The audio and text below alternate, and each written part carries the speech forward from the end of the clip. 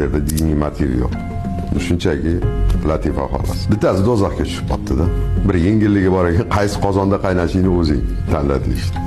Bunda borsa bittasi hali qozon qaynab yotganimiz shu ustiga og'ir tosh botirib, ustiga toshlar qo'yib qo'yilganmish. Bu yerda kimlar bor debdi. Ya debdi, bu yerda yahudiylar bor debdi. Nimaga buncha tosh bosib qo'ygansizlar boshqa? Debdi, bu yerga ehtiyot bo'lib qarash kerak deyishdi. Bittasi chiqsa bo'ldi debdi. Qolgan tortoq tushib ketadi debdi. Ikkinchisi borsa qozon qaynab yotibdi, yarim ochiq ekan. Bu yerda kimlar bor? Bu yerda ruslar debdi. Qochib ketmaydim, chiqib ketmaymiz. Sanchiqni bir-biriga tashlab yotaveradilar debdi. Uchinchisi borsa, uchinchi qozonning usti tamoman ochiq emish. Qozonda hali chuqurligi buncha baland emasmish. Bu yerda kimlar borsa, bu yerda o'zbeklar debdi. Debdi. Qochib chiqib ketmaydimi bir sakrab? Yo'q debdi. Bemalol o'tgan nazoratchi emi u bu yerda. Nimaga desa,